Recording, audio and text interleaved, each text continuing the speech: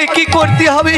এমন কর্ম করলাম যার কারণে আমি আমার সংসার পরিজন সমস্ত কিছু ত্যাগ করে একজন গভীর জঙ্গলে এক রমণীকে আমাকে বিবাহ করতে হবে, আর সেই রমণীকে নিয়ে আমাকে গভীর জঙ্গলে কাটাতে হবে।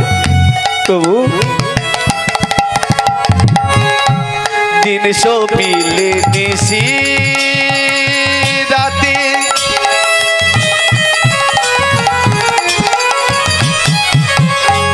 কাঁদবো যখন বসে নয়নের জল মুছিয়ে দিও, তখন তুমি এসে দিন সপিলে নিশি রাতে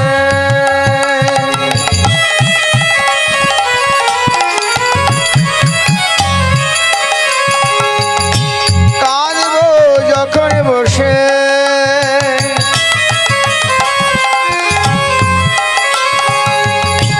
নয়নের জল মুছিয়ে দিও, তখন তুমি এসে দিন সপিলে নিশি রাতে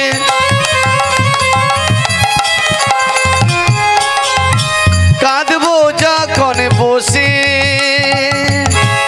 নয়নের জল মুছিয়ে দিও, তখন তুমি এসে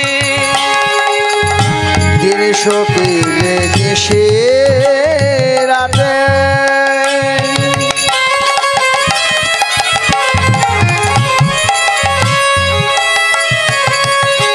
কাঁদব যখন বসে নয়নের জলে মুছিয়ে দিও, তখন তুমি এসে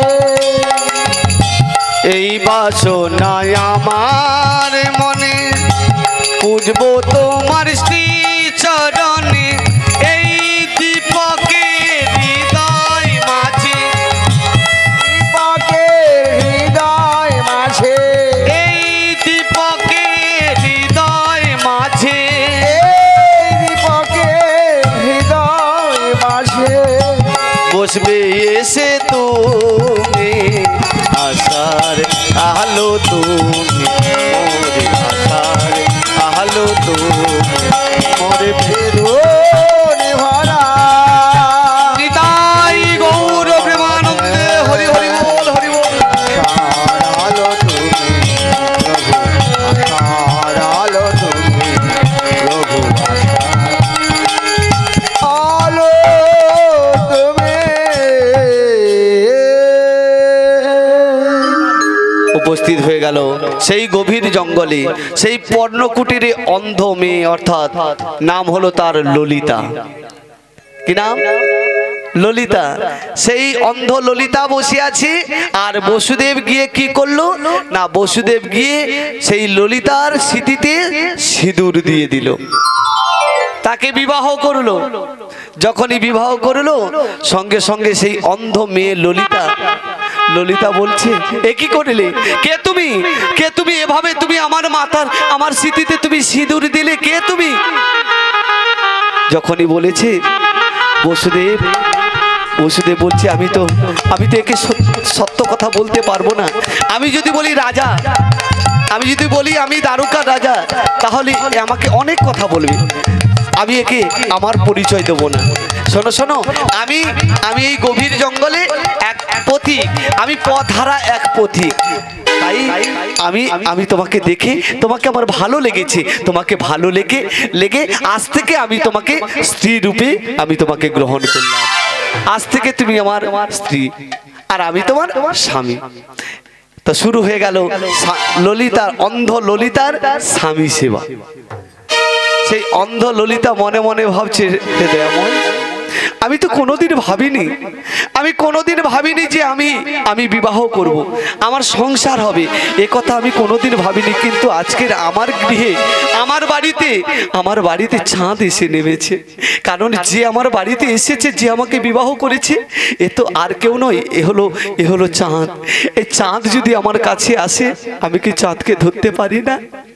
কি গো, অনেকে বলে না বামুন হয়ে চাঁদ ধরা সাত হয়, বলে তো। তা চাঁদ যদি নেমে আসে তার বামুন কেন ধরতে পারে না? তাহলে চাঁদ আমার কাছে নেমে এসেছে, তাই আমি ধরেছি। আজকে চাঁদরূপী আমার স্বামী এসেছে, আমার স্বামীকে নিয়ে আমি এভাবে সংসার। ভুলে গেল তার সেই ভাইয়ের কথা, তার যে ছোট্ট ভাই ছিল ভাইয়ের কথা ভুলে গেল, স্বামীকে নিয়ে তার সংসার শুরু হয়ে গেল, তার স্বামী সেবা শুরু হয়ে গেল। স্বামী সেবা করছে আর বলছে কি, ওগো আখির নয়ন মনি মন চিন্তা মনি, আখির নয়ন মনি মন চিন্তা মনি। কেন বলছে? কারণ আমি তো আমার নয়নে দেখতে পাই না, আমি চোখে দেখতে পাই না, আমি জন্ম থেকে অন্ধ। তা আমার স্বামী আমার কাছে সবই কিছু। আমার আখি অর্থাৎ আমার যে নয়ন, এই নয়নের মণি হলো আমার স্বামী। কারণ আমি আমার স্বামীর হাত ধরি, স্বামীর পথ ধরেই আমি চলবো। কি ভক্তমণ্ডলী, ভক্তিমতী মায়েরা, মায়েরা হরিবাসরে এসেছেন। বাবা ঠাকুর যদি হরিবাসরে না আসে, মোড়ের মাথায় বসে যদি ওই কি বলে দোকানে বসে আড্ডা দেয়, তাহলে স্বামী স্ত্রীর মধ্যে ঠিক হলো? আগে স্বামী স্ত্রী দুজনকে একসঙ্গে আসতে হবে, একসঙ্গে হরিবাসরে বসতে হবে, তাই তো? স্বামী স্ত্রী, তাই না? মায়েরা কি করেছেন, হরিবাসরে আছেন আর বাবাদেরকে বাড়িতে বসে আছে, কি যে কোনো কর্ম করছে। কিন্তু অনেক ক্ষেত্রে কি হয় না, বাবা ঠাকুররা আসে হরিবাসরে আর মায়েরা বাড়িতে বসে সিরিয়াল দেখে। কি মা, কথাটা ঠিক না? হরিবাসরে আসরে সময় নেই, সিরিয়াল দেখে। আচ্ছা সত্যি করে বলো তো, সিরিয়ালে কি আছে? আমি সিরিয়াল দেখি, কিন্তু আমি সিরিয়াল সত্যি বলছি, আমি ক্যামেরার সামনে বলছি, আমি সিরিয়াল দেখি। আমি অস্বীকার করছি না, আমি দেখি। কোন সিরিয়াল দেখি? কোন সিরিয়াল? ভগবান শ্রীকৃষ্ণ, তাই তো, মহাভারত, এইসব সিরিয়ালগুলো যে হয়। এমনকি ওই টিভির মাধ্যমে এখন প্রত্যেক দিন কীর্তন হচ্ছে, তাই না? কীর্তন দেওয়া হচ্ছে প্রত্যেক দিন, তাহলে সেই কীর্তনগুলো আস্বাদন করব। কিন্তু মায়েরা, ভক্তমণ্ডলী, অনেকে দেখি কি করে না, বসে বসে সিরিয়ালে, সন্ধ্যা হয়নি সারাদিন তো গেল, আবার সন্ধ্যা হলেও বসে গেল। কি দেখে সিরিয়ালে? একটা মেয়ে যত সময় না 10 বার বিয়ে হচ্ছে, সিরিয়াল শেষ হচ্ছে না। আচ্ছা আমি যে কথাটা বললাম, আমি কি ভুল বলেছি? মায়েরা বিচার করে বলুন, আমি কি, বাবা ভক্তমণ্ডলী বাবা, আমি কি ভুল বললাম? একটা সিরিয়ালে একটা মেয়ের 10 বার না বিয়ে হওয়া পর্যন্ত সিরিয়াল শেষ হয় না, হ্যাঁ কি না বলুন? কি একটা সিরিয়াল হচ্ছে, একটা ছেলের 4 বার বিয়ে হচ্ছে 4 জন মেয়ের সঙ্গে, বলুন হচ্ছে তো, তাই না? তাহলে সেই সিরিয়ালে যদি আমরা এরকম নগ্ন জিনিসগুলো দেখি, তা আমাদের সমাজটা নগ্ন হয়ে যাবে না? আমাদের পরিবারটা নগ্ন হবে না? আমাদের ছেলে মেয়েগুলো খারাপ হয়ে যাবে না? তাহলে আমাদের সবাইকে সুজায়গায় আনতে গেলে আমাদের ওই জায়গাগুলোকে আগে বন্ধ করতে হবে, তাই না? গৌর হরি বল, রাধা রানী কি। একটু জোর করে বলা যাবে উচ্চস্বরে, রাধা রানী কি। কি বলেছো? ভয় বলেননি তো, জয় বলেছেন, বেশ ঠিক আছে। তাহলে সবাই একসঙ্গে বলবো, রাধা রানী কি, রাধা রানী কি, রাধা রানী কি। নিতাই গৌর প্রেমানন্দে হরি হরি বল।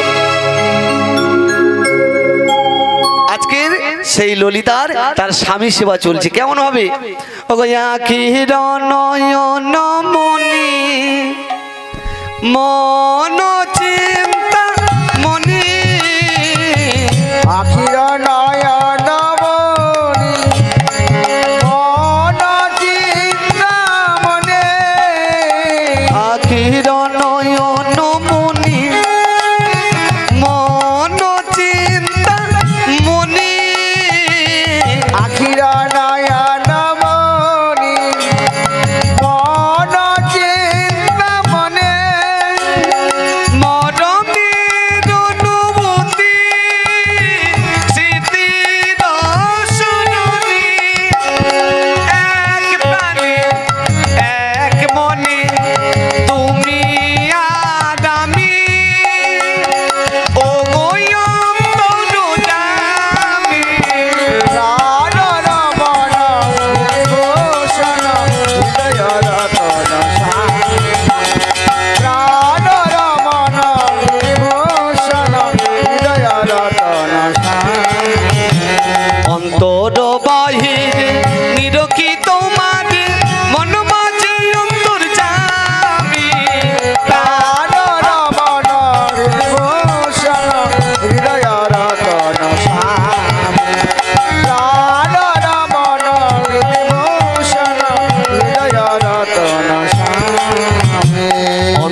অন্তর বাহিরে নিরকি তোমার মন মাঝে অন্তর্যামী প্রাণ রমণ বিভূষণ হৃদয় রতন স্বামী প্রাণ রমণ বিভূষণ হৃদয় রতন স্বামী হৃদয় রতন স্বামী।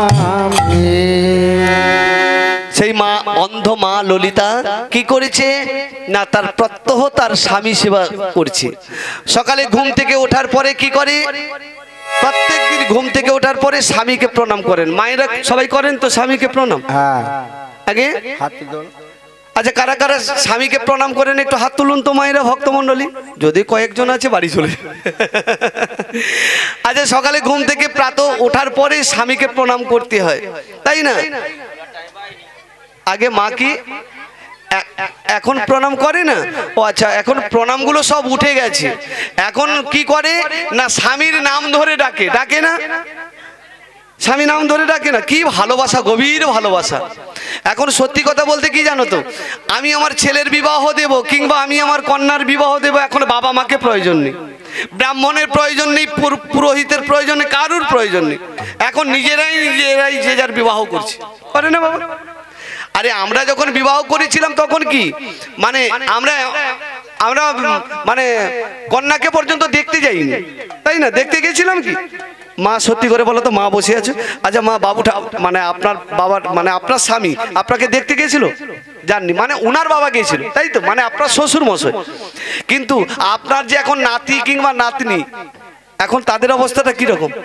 আচ্ছা, আপনাদের ভালোবাসাটা ছিল না? ছিল। কেমন ভালোবাসা ছিল? ইনাদের ভালোবাসাটা কি একটু বলি, মা বলি, কষ্ট পাবেন না তো? ইনাদের ভালোবাসাটা কেমন ছিল জানো? আমি দেখেছি তো, আমার ঠাকুমা 109 বছর বয়সে মারা গেছে, মানে দেহ রেখেছেন। তা আমার ঠাকুমা গল্প করতো, আমি ঠাকুমার কাছে থাকতাম একটু বেশি করি, ঠিক আছে? আমার ঠাকুমা আমাকে জড়িয়ে ধরে বলতো, মানে ঠাকুমা মনে মনে ভাবতো কি জানো, যে এই বুঝি আমার বাড়ির লোক।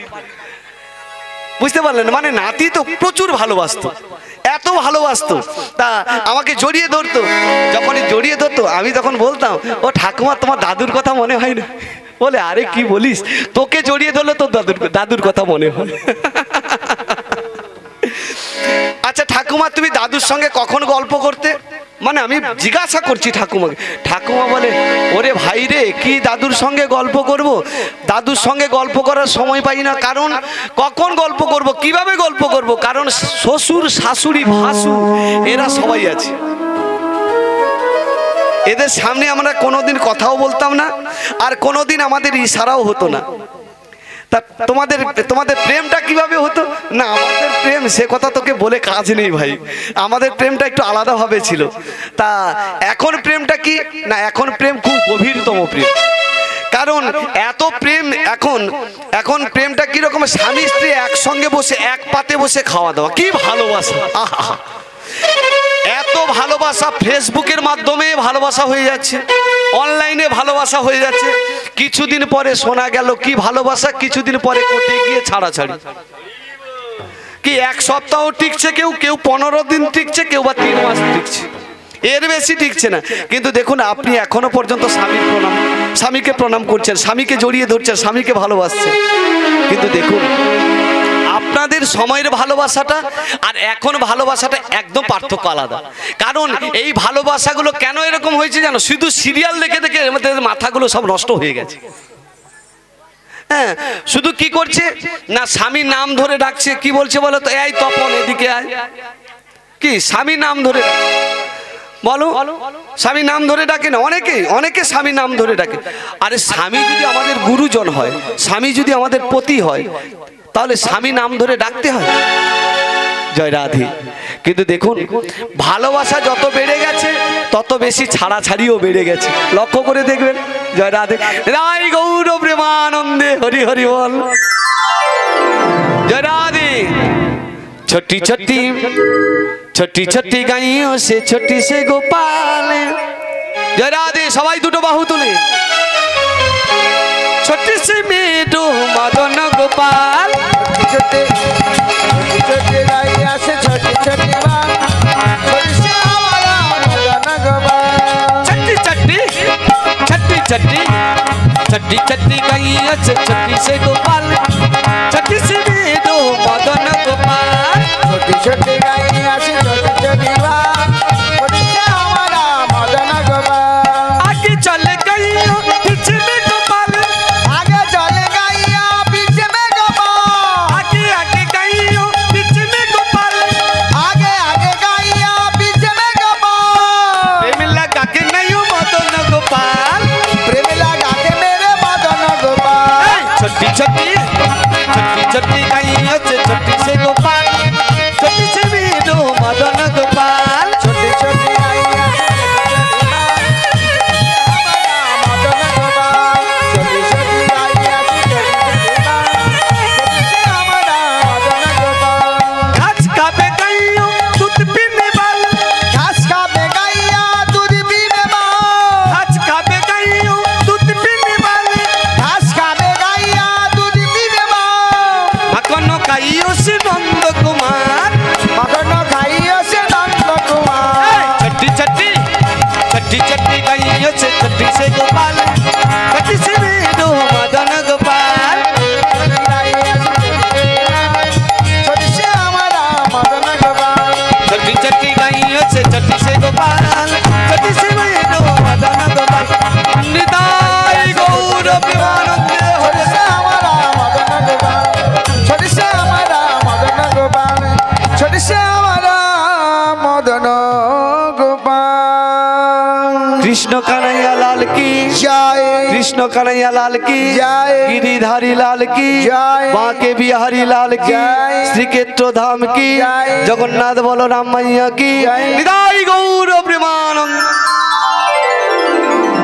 আসি আজকের শুরু হয়ে গেল আজকে স্বামী সেবা করছে স্বামীকে ভালোবাসা দিয়ে থাকে এইভাবে দিনাতিপাত করে করতে করতে বসুদেবের আর ভালো লাগছে না কেন ভালো লাগছে না বসুদেবের তার কারণটা হলো কি না কারণটা হলো যে ললিতাকে বিবাহ করেছে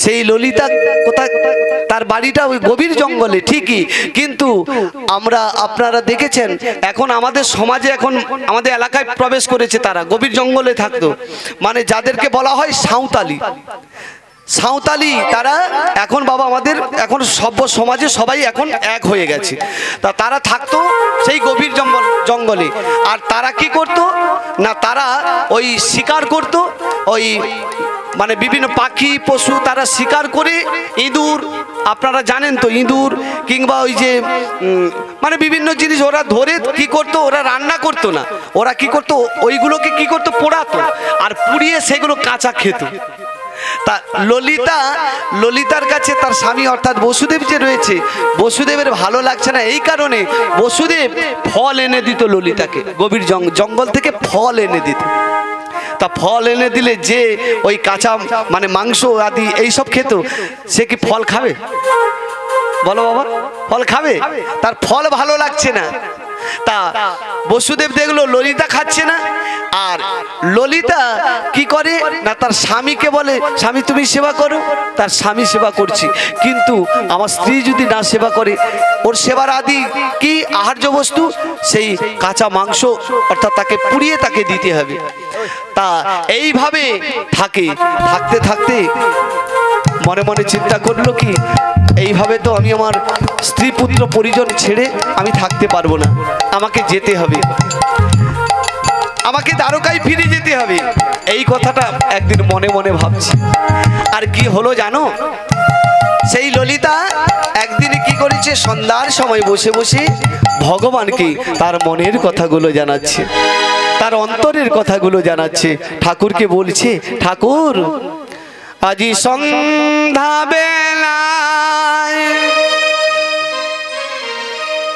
তুলসী তলায় আমি হাজার প্রদীপ জ্বেলে আমি বসে আছি প্রভুর দেখা পাবো বলে সন্ধ্যাবেলা তুলসী তলা হাজার প্রদীপ জ্বেলে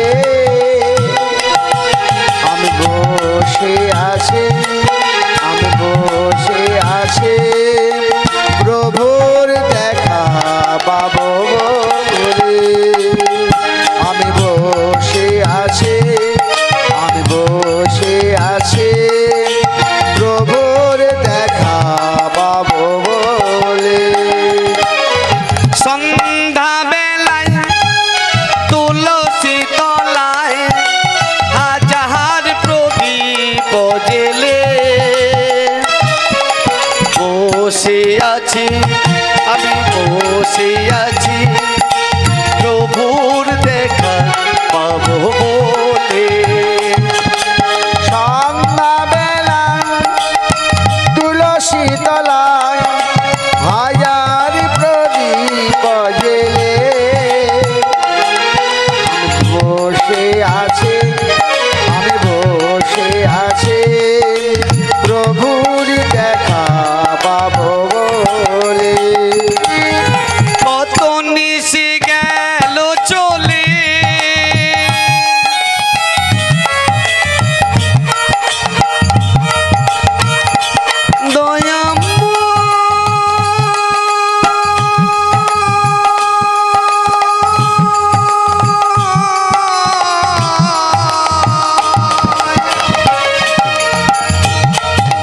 কত নিশি গেল চলে, কত নিশি গেল বয়ে কত নিশি গেল চলে,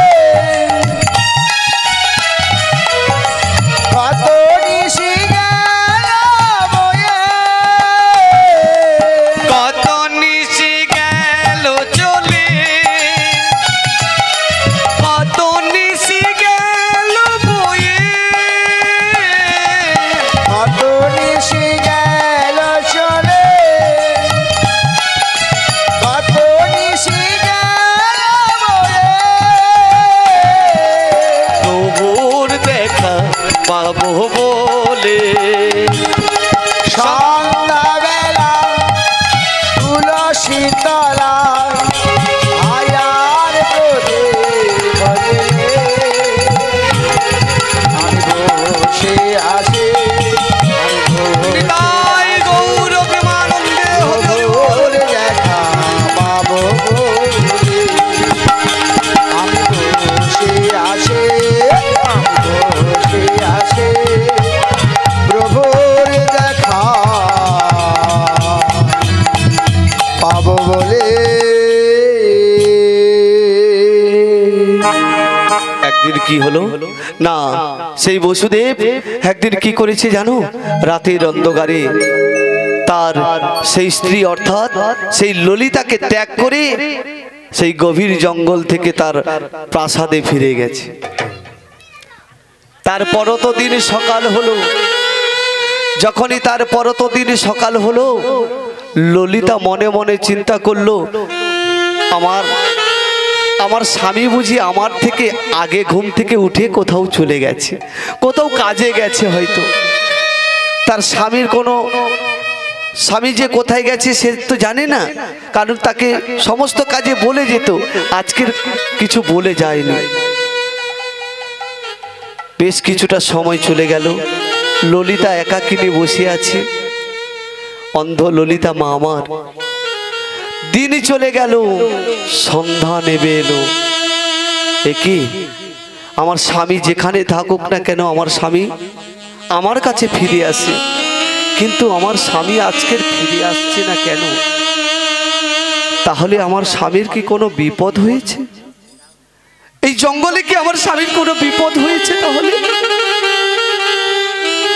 মা ললিতা বসে বসে জানতে পারলো কি, সকাল থেকে দুপুর, দুপুর থেকে সন্ধ্যা, না চোখে দেখতেও পেলে, নয়নে নাও দেখতে পারে, অনুভব করতে পারে যে কখন দিন কখন অন্ধকার হয়।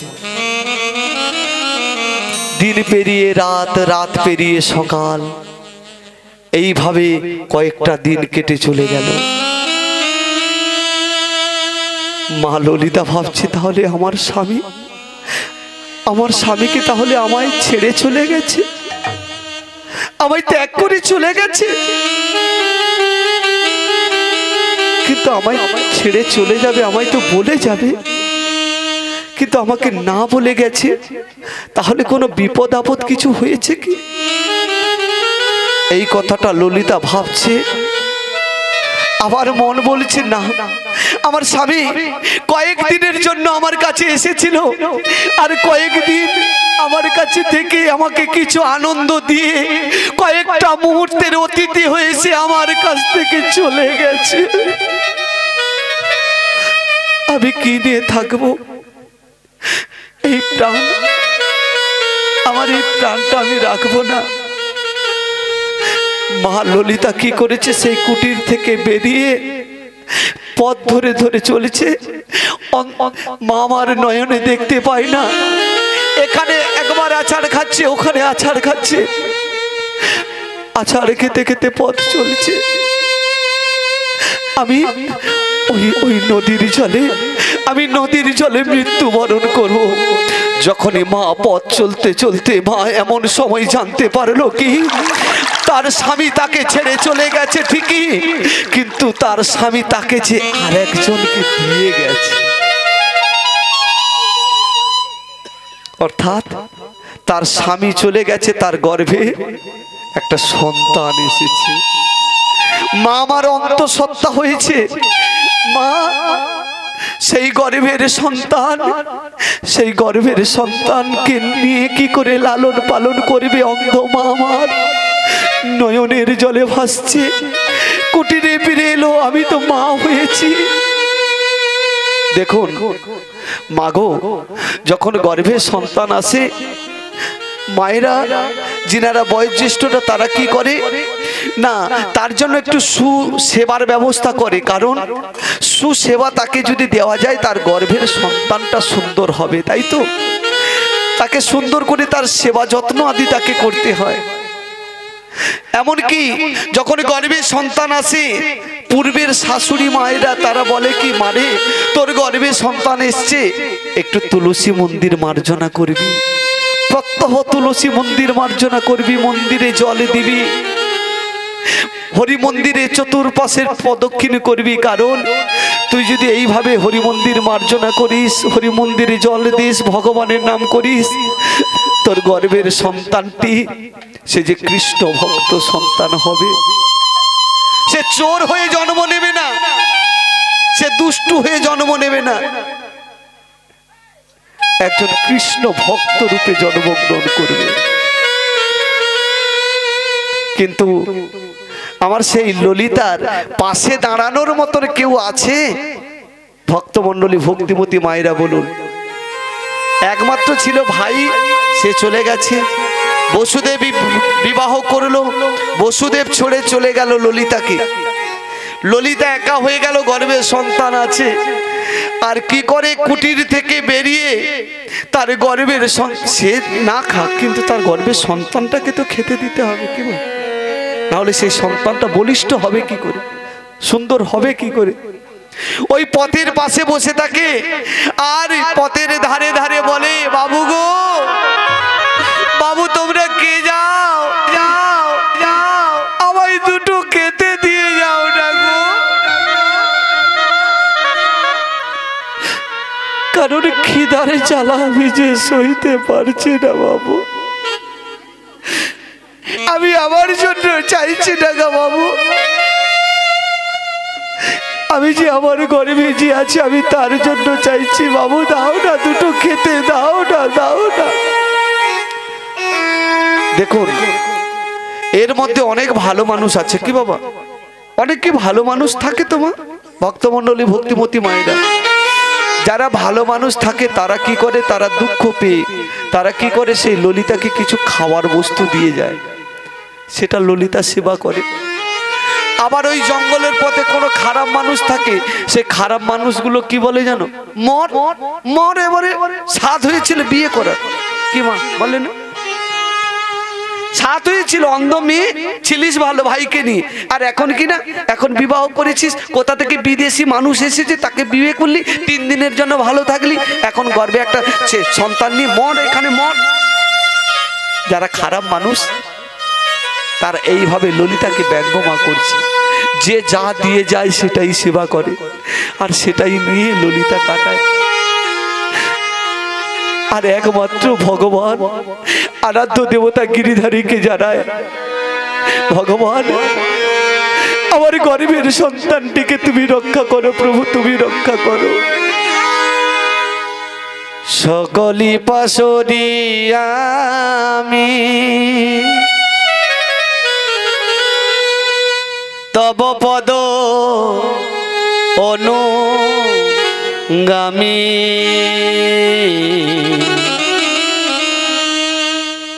হে ভগবান ঠাঁই দাও চরণে। সকলি পাশরে আমি তব পথ অনুগামী, হে ভগবান ঠাঁই দাও চরণে। সকলি পাশরি আমি তব পদ অনুগামী, হে ভগবান ঠাঁই দাও চরণে। সকলি পাশরে আমি তব পথ অনুগামী, হে ভগবান ঠাঁই দাও চরণে। বিপদ সংকটে সংসার প্রতিপদে, বিপদ সংকটে সংসার প্রতিপদে, বিপদ সংকটে সংসার প্রতিপদে, বিপদে সংকটে সংসার প্রতিপদে, জাগ্রত রেখো মম চরণে, ঠাঁই দাও চরণে। সকলে পাশরে আমি তব পথ অনুগামী, হে ভগবান ঠাঁই দাও চরণে, হে ভগবান ঠাঁই দাও চরণে। যশোদা নন্দন ভব ভয় ভঞ্জন নবীন জলধর কান্তি, যশোদানন্দন ভব ভয় ভঞ্জন অভিন জলধর কান্তি, যশোদা নন্দন ভব ভয় ভঞ্জন নবীন জলধর কান্তি, যশোদানন্দন ভব ভয় ভঞ্জন নবীন জলধর কান্তি। অজ্ঞান তিমি মোহ হে দয়াল দূর করো, অজ্ঞান তিমি হে দয়াল দূর করো, অজ্ঞান তিমি মোহ হে দয়াল দূর করো, অজ্ঞান তিমি হে দয়াল দূর করো। ঘুচাও মনের ভ্রান্তি, তোমার চরণ দুটি লাগিয়া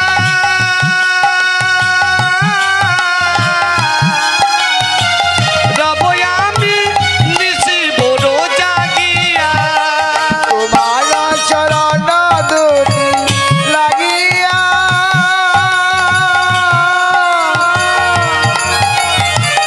রব আমি নিশি দিন জাগিয়া, তোমার চরণ দুটি লাগিয়া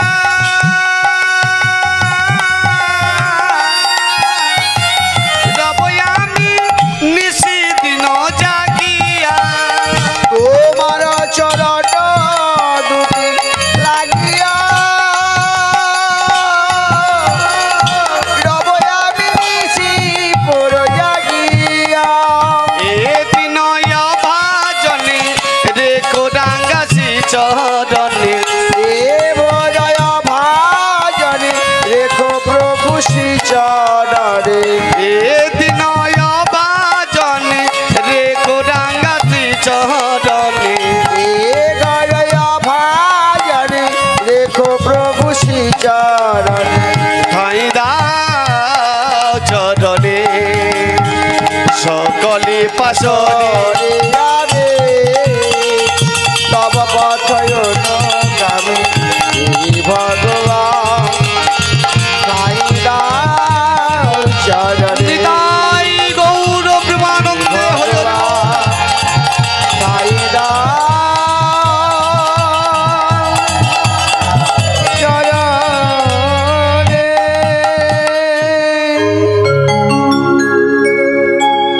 কি হলো সে অন্ধ মেয়ে মা আমার সেই যে ললিতা ললিতার গর্ভের সন্তান আস্তে আস্তে করে বড় হলো একদিন সময় হলো সেই গর্ভের সন্তান একদিন ভূমিষ্ঠ হলো সেই ললিতা মায়ের গর্ভে থেকে যখনই ভূমিষ্ঠ হলো কেমন ভাবে ভূমিষ্ঠ হলো না জড় পদার্থ রূপে জন্মগ্রহণ করলো মানে সে জন্মগ্রহণ করার পরে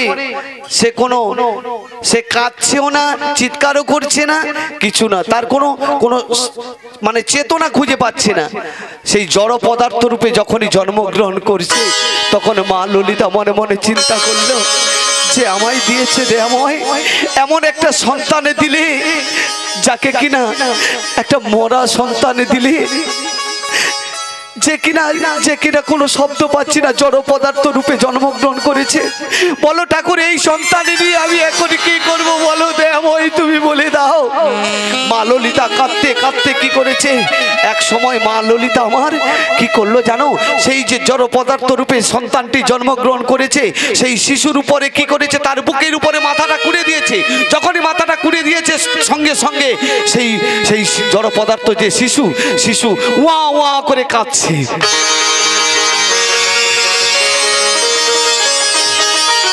উচ্চস্বরে যখন কাঁদছে মা ললিতা সঙ্গে সঙ্গে সেই শিশু সন্তানটিকে বক্ষের মধ্যে জড়িয়ে ধরেছে বক্ষের মধ্যে জড়িয়ে ধরে ভগবানকে বলছে দয়াময় তোমার এত করুণা তোমার এত কৃপা আমার সন্তান আজ থেকে এই সন্তানের নাম দিলাম কি জরা কেন নাম দিল জরা বলে না জড় পদার্থ রূপে জন্মগ্রহণ করেছিল বলে সেই সন্তানের নাম দিল মা আমার জরা বলে সেই সন্তান আস্তে আস্তে করে বড় হচ্ছে সেই মায়ের কোলে মা যেমন শেখাচ্ছে মায়ের শেখানো মতো সেই ছোট্ট সেই জরা মায়ের কথাগুলোকে শুনছে আরে সেই ছোট্ট জরা কি হলো না 5 বছর বয়স হলো সেই ছোট্ট জরা দেখতে পাচ্ছে কি সেই ছোট্ট জরা দেখতে পেল যে সবার মা সবার বাবা সবার পরিবার আছে কিন্তু আমার একমাত্র মা ছাড়া আর কেউ নেই হরিবল ভক্তমণ্ডলী ভক্তিমতী মায়েরা মা ছাড়া আর কেউ নেই দেখুন সেই ছোট্ট জরা তার মাকে দেখছে যে তার মা চিরকালের মতো জন্ম অন্ধ কিন্তু দেখো আমার মা কোনোদিনও আমায় দেখতে পায় না কাউকে কোনোদিনই দেখতে পায় না কিন্তু আমার মা জন্ম অন্ধ আমার মায়ের চিকিৎসা করতে হবে আমার মায়ের চোখটাকে ফেরাতে হবে সেই ছোট্ট জরা মনে মনে চিন্তা করলো একদিন কি করলো মায়ের কাছে ছুটে গেল ও মা গো ও মা শোনো আমি তোমার চিকিৎসা করব তোমার এই যে তুমি যে চোখে দেখতে পাও না এই চোখের আমি ডাক্তার দেখাবো ডাক্তার দেখে তোমার চোখটাকে ভালো করাবো দেখুন সন্তান কেমন ভাবে মাকে বলছে কারণ তার মায়ের যে কষ্ট তার মায়ের যে দুঃখটা সেই কষ্ট দুঃখটা ছোট্ট সন্তান দেখতে পারছে না এমনই তো সন্তান হয় তাই না মা দেখুন আপনারা সবাই জানেন মা গান্ধারীর সন্তান ছেলে কতগুলো ছেলে ছিল গো সব ভালো ছেলে ছিল তো নাকি কতজন ছিল 100 পুত্রে জননী মা গান্ধারী সেই 100 পুত্রে জননী কিন্তু সে যখন মারা যাবে মা গান্ধারী যখন মারা যাবে তার শ্রাদ্ধ কর্ম করার জন্য একটা ছেলে বেঁচে ছিল একটাও ছেলে বেঁচে ছিল কি সবাই মারা গেল কেন মারা গেল কি কারণে মারা গেল মা গান্ধারী এমন ছেলেগুলোকে চেয়ে ফেললো কিভাবে ছেলেগুলোকে নিয়েছিল আজকের কেন সেই 100টা পুত্র থেকেও অন্ধ ধৃতরাষ্ট্র মা গান্ধারী তাদের শ্রাদ্ধের পরে তাদের পিণ্ডদান কর্ম কিংবা তাদের শ্রাদ্ধাদি কর্ম তার পুত্ররা কেন করতে পারবে না? দেখুন কুরুক্ষেত্রে মাঠে এক একটা করে সেই 100 জন পুত্র নিহত হয়েছিল, মারা গিয়েছিল না বাবা, মারা গিয়েছিল। কিন্তু মা গান্ধারী 100 পুত্র কিভাবে নিয়েছিল? দেখুন একদিন এক ঋষি আজকে সেই মায়ের কাছে এসেছে। কোন মায়ের কাছে? না, মা কুন্তির কাছে এসেছে। মা কুন্তিকে বলছে, মা গো, আমি তোমার কাছে একটু সেবা গ্রহণ করতে চাই। যখন সেই ঋষি যখন বলল, তখন মা বলছে, বেশ বেশ বাবা, আমি তোমায় সেবা দেব। তখন সেই ঋষি বড় মনে মনে চিন্তা করলো, কুন্তি কি আমার সেবা দিতে পারবে? দুর্বাসা মুনি মনে মনে চিন্তা করলো, মা তুই আমার সেবা দিতে পারবি তো? বলছে, হ্যাঁ বাবা, আমি তোমার সেবা দিতে পারবো। বেশ, আমি বস্তুগুলো পরপর এক এক করে রন্ধন করছি, সমস্ত বস্তুগুলো তুমি এক এক করে তুমি সাজিয়ে রাখো। মা কুন্তি কি করছে? সুন্দর করে রন্ধন করেছে। যতগুলো বস্তু রন্ধন করেছে ততগুলো পাত্র দিয়েছি। সমস্ত একটা করে রন্ধন বস্তু সমস্ত পাত্রের মধ্যে রাখতে হবে। একটা করে রন্ধন হচ্ছে, মা কুন্তিকে বলছে, মা পাত্র দাও। মা এক এক করে পাত্র দিচ্ছে। সমস্ত রন্ধন হয়ে গেছে। শেষে আছে কি না? পরমান্ন। যখনই পরমান্ন হয়েছে তখনই সেই ঋষি কি করলো জানো? ছলনা করার জন্য, মাকে পরীক্ষা করার জন্য কি করলো না, একটা বস্তু, একটা পাত্র তিনি সরিয়ে রেখেছিলেন। যখনই সরিয়ে রেখেছিলেন, মা আমার পাত্র খুঁজে পাচ্ছে না, দাও আমায় পাত্র দাও, আমি একটা বস্তু দেব, রন্ধন করা বস্তু। যখনই বলেছে, মা দেখলো পাত্র খুঁজে পাচ্ছে না, তখন মা বলছিল, ঋষিবর, তুমি যদি দিতে হয় আমার এই বক্ষের উপরে দাও। সেই পরমান্ন, রন্ধন করা পরমান্ন বক্ষের মধ্যে চেয়েছিল ছেড়ে। ঋষি সেদিন খুশি হয়ে বলেছিল, মারে, আমি বুঝেছি আজকে তোর এত ভালোবাসা, তোর এত ভক্তি, এই এত প্রকার ভক্তির জন্য আমি তোকে একটা বর দেব মা, সেই বরটি তোকে নিতে হবে। বেশ, তাহলে এখন হবে না, এক কাজ কর, তুই গঙ্গা স্নান করে এলে তোকে আমি বরটা দেব। মা কুন্তি চলে গেল গঙ্গা স্নান করতে। তা যখনই গঙ্গা স্নান করতে গেল, এই কথাপতনগুলো একজন শুনেছিল। কে বলো তো? মা গান্ধারী শুনে ফেলেছিল। আর মা কুন্তি স্নান করে ঋষির কাছে আসার আগে মা গান্ধারী কি করলো? ছলনা করে এসে উপস্থিত হলো। আর যখনই ছলনা করে এসে উপস্থিত হয়ে গেল, ঋষিবরকে বলছে, মাথায় ঘোমটা দিয়েছে মা গান্ধারী, ঘোমটা দিয়ে বলছে, ঋষিবর দাও, তুমি কোথায় কি বর দিবে বলেছিলে, আমাকে বর দাও। বেশ, আমি তোকে বর দিলাম, শতপুত্রের জননী হোস। বরটা নিয়ে চলে গেল মা গান্ধারী। কিছু সময় পরে মা কুন্তি এসে বলছে, মুনিবর, আমাকে বর দাও। আর কি বর দেব? আমি তো এক্ষুনি তোমায় বর দিলাম, তোমাকে আমি বর দিলাম শতপুত্রের জননী হবে তুমি। না, আমি এসেছিলাম? বলছে, না তো বাবা, আমি তো আসিনি।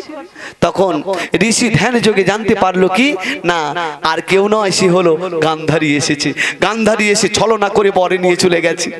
যখন এই কথা জানতে পারলো, সঙ্গে সঙ্গে ঋষি বলছে, মারে, আমি তোকে আশীর্বাদ করছি, আমি তোকে কৃপা করছি। শোন, তোকে আমি কৃপা করছি, তোর শতপুত্র নয়, তোর 5 জন পুত্র সন্তান জন্মগ্রহণ করবে। সেই 5 জনের দ্বারাই এই 100 পুত্র গান্ধারীর নিধন হবে।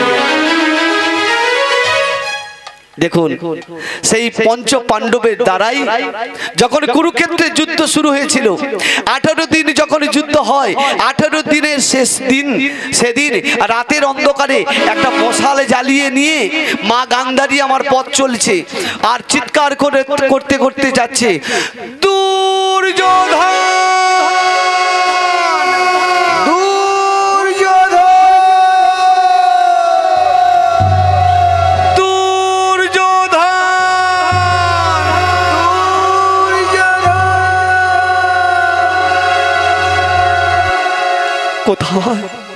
কোথায় আমার সেই দুর্যোধন, কোথায় আমার দুঃশাসন? দিনের পর দিন 1টা 2টো 5টা এক এক করে আমার সন্তানগুলো সব চলে গেছে, কিন্তু না জানি আমার দুর্যোধন এখনো আছে। কোথায় পুত্র মোর, কোথায় পুত্র মোর দুর্যোধন?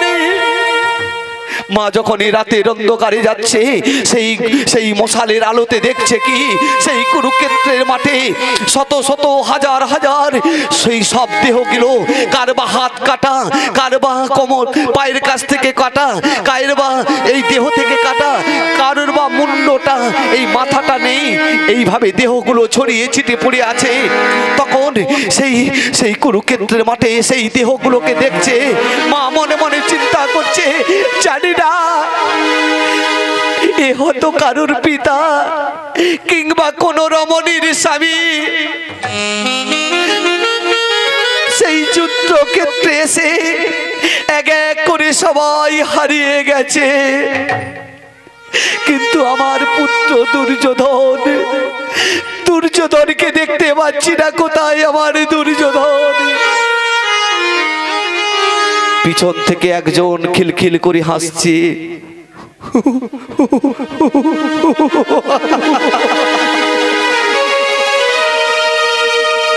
কে কে তুমি? কে তুমি এইভাবে হাসছো, অট্ট হাসি হাসছো? আমি তোমায় দেখতে পাচ্ছি না কেন? আমায় দেখতে পাবে না, আমাকে যেখানে খুঁজবে সেখানেই পাবে, কিন্তু আমাকে দেখতে গেলে সেরকম নয়নের প্রয়োজন। নয়ন না থাকলে আমায় দেখতে পাবে না। কে তুমি? তুমি আমার সাহস থাকে তো তুমি আমার সম্মুখে এসো। সম্মুখে এসে দাঁড়িয়েছে কে? আমার ভগবান শ্রীকৃষ্ণচন্দ্র। কে তুমি? তুমি এক্ষুনি হাসছিলে না, অট্ট হাসি হাসছিলে। কে? কৃষ্ণ। পিসিমা, ও পিসি, তুমি কাঁদছো? তোমার শতপুত্র চলে গেছে বলে তুমি কাঁদছো পিসি? কেন, তোর কষ্ট হচ্ছে না কেন রে কৃষ্ণ? 100টা পুত্র কেন? তুই তো আমায় নিয়ে নিতে পারতিস বাবা। তুই 100 পুত্রের বিনিময়ে তুই তো আমার কাছে একটা সন্তান তুই আমাকে ফিরিয়ে দিতে পারতিস বাবা। মাগো, ও পিসিমা শোন, তুই যখন আমার একটা সন্তান তুই আমাকে ফিরিয়ে দিলি না, এক এক করে তুই যখন আমার শতপুত্র আমার কাছ থেকে কেড়ে নিলি, শোন কৃষ্ণ, তোকে আমি অভিশাপ দেব। পিসিমা, হ্যাঁ, তোকে আমি অভিশাপ দিচ্ছি। শোন কৃষ্ণ, তোর 56 কোটি যদু বংশ ধ্বংস হয়ে যাবে। পিসিমা, তোমার অভিশাপ আমি মস্তকে তুলে নিলাম। পিসিমা, ভগবান শ্রীকৃষ্ণ সেই অভিশাপ মাথায় নিয়ে ভগবান ফিরে এলেন। দেখুন, ছলনার আশ্রয় নিয়ে সন্তান নিল, কিন্তু সেই সন্তানগুলো তার কাছে থাকলো কি? একটাও সন্তান তার কাছে থাকলো না। কিন্তু মা যদি সুন্দরভাবে একটা সন্তানকে সুন্দরভাবে তাকে মানুষ করে, তাকে লালন পালন করে, সে যদি কৃষ্ণ ভক্ত হয়, নিশ্চয়ই মায়ের দুঃখ, মায়ের কষ্ট, মায়ের যন্ত্রণাগুলো সে বুঝতে পারবে, সে জানতে পারবে। আজকের সেই জরা মাকে বলছে, মা শোনো না মা, আমি তোমাকে নিয়ে যাব। এই গভীর জঙ্গলে হবে না, আমি তোমায় নিয়ে যাব ওই শহরে নিয়ে যাব। ওই শহরে ডাক্তার বাবুরা রয়েছে, সেই ডাক্তারের কাছে নিয়ে গিয়ে তোমাকে চিকিৎসা করাবো। জরা, তুই আমায় নিয়ে যাবি? হ্যাঁ মা, আমি তোমায় নিয়ে যাব। আজকের জরা কি করলো? মা ললিতাকে সঙ্গে করে নিয়ে সেই গভীর জঙ্গলের পথ হতে যাচ্ছে কোথায় না? শহরের বুকে, যেখানে ডাক্তার খুঁজছে, ডাক্তারের সন্ধান পাওয়ার জন্য। আর যখনই জরা এবং মা ললিতা যাচ্ছে, আর ওই পথ থেকে একজন চলেছে, সেকে বিনায় টান দিতে দিতে সে চলেছেন। কেমন ভাবে যাচ্ছে গো? বিনা বাজাতে বাজাতে যায়, বিনা বাজাতে বাজাতে যায়,